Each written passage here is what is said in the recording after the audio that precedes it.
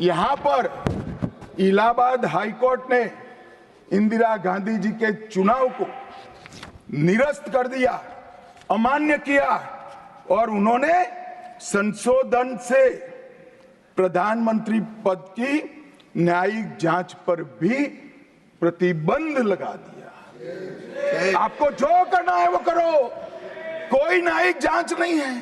ये अभी जो अधिकारों की गुहार लेकर घूमते हैं मेरे कम्युनिस्ट भाई, मैं उनको पूछना चाहता हूं, किसके साथ बैठे हो? किसके साथ बैठे हो? रात को अंधेरा कर कर अपनी आत्मा को टटोलना भैया, मालूम पड़ेगा। अभी अभी कुछ नेताओं को आरक्षण में चुनाव जीतने की फॉर्मूला दिखाई पड़ती है। आरक्षण आरक्षण आरक्षण आरक्षण आरक्षण कोई आज की कल्पना नहीं है। हमारे संविधान निर्माताओं ने की। आर्टिकल 15 और 16 में एससी, एसटी और ओबीसी को आरक्षण का प्रोविजन किया गया। मान्यवर, ये मूल प्रोविजन है, कोई नया नहीं है। इतनी जोर से आरक्षण आरक्षण आरक्षण कर कर छाती चौड़ी कर कर चिल्लाते। आज मैं बताना चाहता हूं कि कांग्रेस पार्टी किस प्रकार से आरक्षण विरोधी पार्टी है। आगे देश कैसे चले इसका एक डॉक्यूमेंट बनाना था। तो उस डॉक्यूमेंट में चर्चा में आया कि अब देश का नाम क्या हो। अंग्रेज लिख कर गए थे इंडिया, क्योंकि वो भारत को जानते ही नहीं थे। वहां जो प्रचलन में शब्द हो गए यूरोप में, वो शब्द उन्होंने हम पर थोप दिया था और गुलामी की मानसिकता ने इसको स्वीकार भी किया था। मगर जब आजाद हुए तब इस पर चर्चा हुई और अब उस वक्त के सदस्य सेठ गोविंदास ने दरखास्त किया कि देश का नाम भारत रखना चाहिए।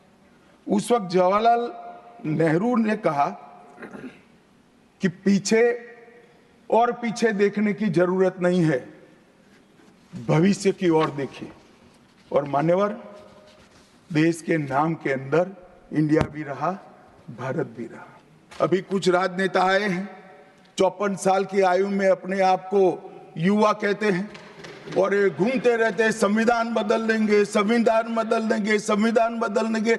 मैं उनको समझाना चाहता हूं कि संविधान बदलने का प्रोविजन, संविधान के प्रावधानों का बदलने का प्रोविजन अनुच्छेद 368 के अंदर संविधान में ही है।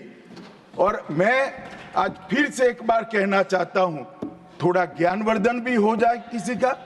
16 साल में हमने 22 बार संविधान बदला और कांग्रेस ने 55 साल करा और 55 साल में 77 परिवर्तन कांग्रेस ने भी किए, कांग्रेस के शासन में भी हुए। परिवर्तन करने का उद्देश्य क्या था? क्या हासिल करना था? क्या हमारे लोकतंत्र को मजबूत करने के लिए परिवर्तन किए गए?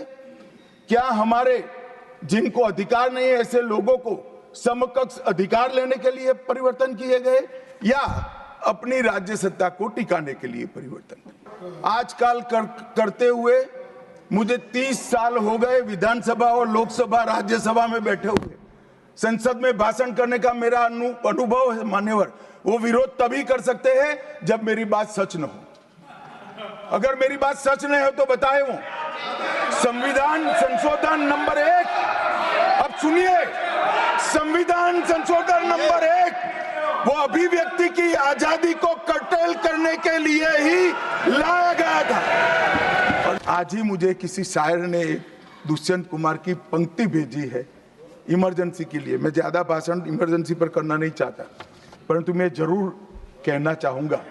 दुष्यंत कुमार की पंक्ति है, एक गुड़िया की कई कठपुतलियों में जान है, एक गुड़िया की कई कठपुतलियों में जान है। आज शायर ये तमाशा देखकर हैरान है। कल नुमाइश में मिला वो चिथड़े हाल कपड़े पहने हुए, मैंने उसको नाम पूछा तुम कौन हो, तो उसने कहा मैं संविधान हूं। दुष्यंत कुमार जी की कविता है मान्यवर, इंदिरा जी को समर्पित है। माननीय सदस्य मनीष तिवारी ने 72 का हवाला देकर जो विचार व्यक्त किए हैं और जो विरोध किया है, इस पर सदन का कोई भी सदस्य अपने विचार रख सकता है। अब कांग्रेस पार्टी में विचार रख सकता है मतलब विरोध ही करना है। मगर विचार व्यक्त कर सकते हैं, इसका मतलब होता है पक्ष में भी बोल सकते हैं। मान्यवर 2020 में हम नई शिक्षा नीति लाए। पहली शिक्षा नीति आजादी के बाद आई है जिसका विरोध कम्युनिस्ट भी नहीं कर पाए। बाकी तो शिक्षा नीति आए और कम्युनिस्ट पार्टी विरोध न करे, ऐसा कभी हो सकता है? मुझे भी बड़ा आश्चर्य होगा कि प्रकृति बदल गई है या उनका सोच बदल गया है। खैर, जो भी हुआ, फिर मुझे किसी ने बताया कि आपने इतनी अच्छी शिक्षा नीति लाए हैं कि इसका विरोध करोगे तो लोग उनका विरोध करेंगे, इसलिए विरोध नहीं किया है। पार्टी को तो निजी परिवार की जागीर समझते हो, संविधान को भी निजी परिवार की जागीर आप लोग समझ रहे हैं। मान्यवर, इतना बड़ा छल देश की 2 संसदों के साथ किया है। एक पूरा 35 से डाल दिया संसद संविधान में, पार्लियामेंट के पास सब्जेक्ट ही नहीं है।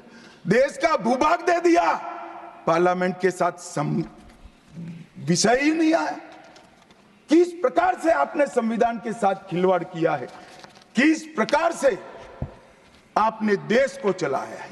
जो कहते थे लोकतंत्र इस देश में सफल नहीं होगा, मैं वो सभी लोगों को इस सदन के माध्यम से कहना चाहता हूं कि 75 साल हो गए हमारे साथ भी पास पड़ोस में, दुनिया भर में कई लोग आजाद हुए, नई शुरुआत की।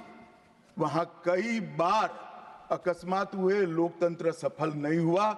हमारा लोकतंत्र आज पाताल तक गहरा पहुंचा है। अनेक परिवर्तन रक्त की एक बूंद बहाए बगैर हमने करे हैं और विचारधाराओं के आधार पर भी परिवर्तन करे हैं।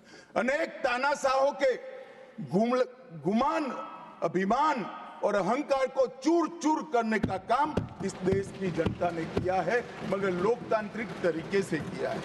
हमने हर संविधान का अभ्यास जरूर किया है, क्योंकि हमारे यहाँ तो ऋग्वेद में कहा गया, हर कोने से हमें अच्छाई प्राप्त हो, शुभ विचार प्राप्त हो और शुभ विचार को स्वीकारने के लिए मेरा मन खुला हो। मान्यवर, हमने सबसे अच्छा लिया है, मगर हमारी परंपराओं को नहीं छोड़ा है। पढ़ने का चश्मा अगर विदेशी है तो संविधान में भारतीयता कभी नहीं दिखाई। माननीय सदस्य बालू साहब ने कहा कि इसको जेपीसी को दे देना चाहिए।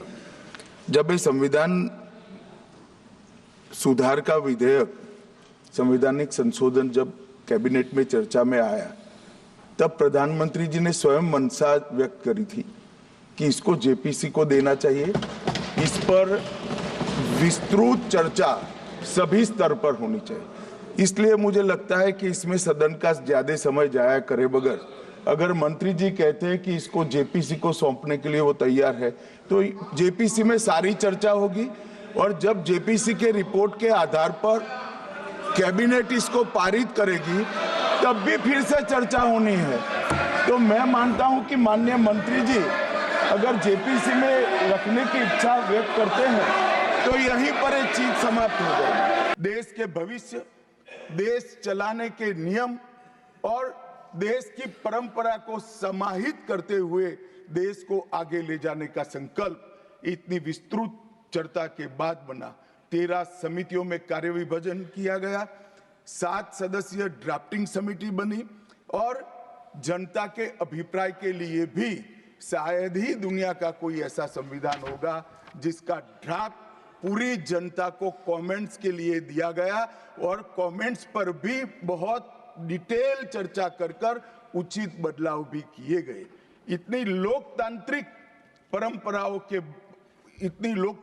परंपरा से और प्रक्रिया से बना हुआ हमारा संविधान 295 अनुच्छेद, 22 भाग और 12 अनुसूचियों में बटा है और ये सभी संविधान के अनुच्छेद, भाग और अनुसूचियां हैं, वो विश्व में कोई भी संविधान से ज्यादा उदात्त और उत्तुंग मानव मूल्यों का सृजन करने वाले रहे हैं मान्यवर। इसलिए हम सबको इस पर गर्व है और हम सब ये संविधान को हमेशा मस्तक झुकाकर प्रणाम करते हैं। ये चारों संशोधन मैं मेरी पार्टी के दफ्तर से नहीं ला सकता। ये चारों संशोधन संविधान में हुए, किसी को अदालत ने निरस्त किया, किसी को जनता पार्टी की सरकार आई तब उसको निरस्त किया, कुछ लिंगरिंग टेस्ट में रह गए, पर ये चारों संशोधन वास्तविकता है। ये 4 संशोधन से कांग्रेस पार्टी की संविधान सुधार करने की मंशा क्या है? एक में हम पर केस न हो, दूसरे में हम चुनाव हारने वाले तो समय बढ़ा देना, तीसरे में मेरे पर जांच नहीं हो सकती, और चौथे में नागरिकों के संविधान प्रदत्त अधिकारों को समाप्त करें। अब ये अभी कुछ नहीं है, ईवीएम ले लेकर घूमते हैं, हारते हैं और ईवीएम ले लेकर, ईवीएम ने हरा दिया, ईवीएम ने हरा दिया, ईवीएम ने हरा दिया। सुप्रीम कोर्ट ने 24 बार ईवीएम की अर्जी नकार दी। चुनाव आयोग ने 3 दिन ईवीएम 10 से 5 बजे तक रखा कि भाई कोई हैक कर कर बताए, कोई नहीं गया, सुप्रीम कोर्ट में कोई नहीं गया, और हारते हैं तो ईवीएम का दोष निकालते हैं। मान्यवर, एक ही समय, एक ही दिन 2 परिणाम घोषित। एक महाराष्ट्र में सुपड़ा साफ हो गया, जो जनादेश के साथ द्रोह किया था, इसका दंड महाराष्ट्र की जनता ने दिया, और दूरबीन लेकर दिखाई नहीं पड़ते, और उसी दिन वो झारखंड में जीते। तो महाराष्ट्र में ईवीएम खराब है और झारखंड में टप से जाकर नए कपड़े पहनकर शपथ ले ली। अरे भाई, जरा तो शर्म करो, जनता देख रही है। डॉक्टर आंबेडकर ने बहुत सोच समझकर एक वाक्य किया था। मैं आंबेडकर जी के वाक्य को सदन के सामने प्रस्तुत करना चाहता हूं। कोर्ट, कोई संविधान कितना भी अच्छा हो, वह बुरा बन सकता है अगर जिन लोग पर उसको चलाने की जिम्मेदारी है वो अच्छे न हो। उसी तरह से कोई भी संविधान कितना भी बुरा हो, वो अच्छा साबित हो सकता है अगर उससे चलाने वालों की भूमिका सकारात्मक और अच्छी हो।